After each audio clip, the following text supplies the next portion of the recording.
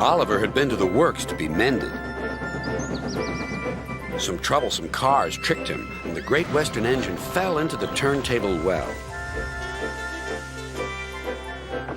Now Oliver was as good as new, but he was still worried about cars. "I'd rather not use them," he puffed to himself.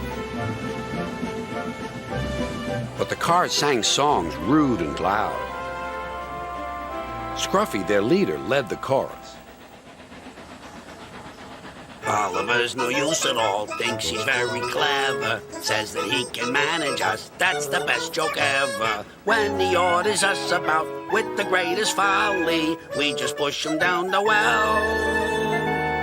Up goes old Ollie. Thomas, Duck, and Percy were shocked. "Be quiet," they ordered. But they couldn't be everywhere, and everywhere they weren't, the cars began again. Oliver's no use at all, thinks he's very clever, says that he can manage us, that's the best joke ever.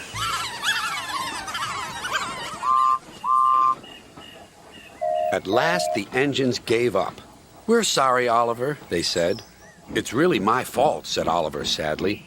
"I shouldn't have fallen in the turntable well." Toad, the brake van, felt sorry for Oliver, too. Next morning, he spoke to Douglas. "I'm worried, Mr. Douglas. This disrespect for engines, where's it going to end?" "Who knows?" sighed Douglas. "I've got a plan, Mr. Douglas. May I stay here today and help Mr. Oliver? We are both Great Western and must stand together." "Certainly, Toad," replied Douglas and puffed away. Soon Toad was explaining his plan. "Goodness gracious, Toad, I don't think you should suggest such a thing to Oliver." But Oliver interrupted. "No, Duck, Toad's right. It's really my fault. I must put this trouble right." "I meant no disrespect, you understand." "Of course not, Toad. Anyway, Driver says the same, and he's arranged it with the station master." "Very well, Oliver," conceded Duck, "but I must hurry. My passengers will be waiting. Good luck." "So long," smiled Oliver bravely, but he felt dreadfully nervous inside. Oliver marshaled the worst cars 2 by 2. "That's the way, Mr. Oliver," whispered Toad. "And if you leave that Scruffy till last, then you'll have him behind you, and you can bump him if he starts his nonsense."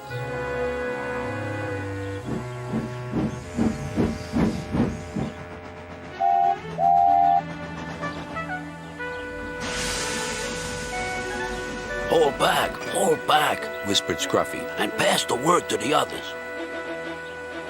The silly cars giggled.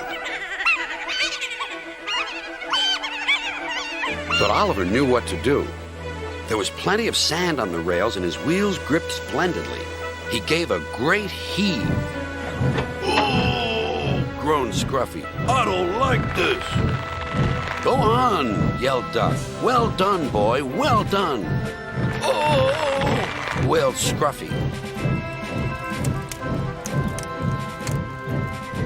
"I'm coming apart!"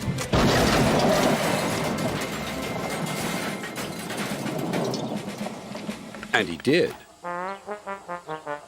Then there was trouble. "Well, Oliver, so you don't know your own strength, is that it?" No, sir," said Oliver nervously. So Topham Hatt inspected Scruffy. "As I thought. Rotten wood, rusty frames. Maybe if we put you back together, you'll earn yourself a better name."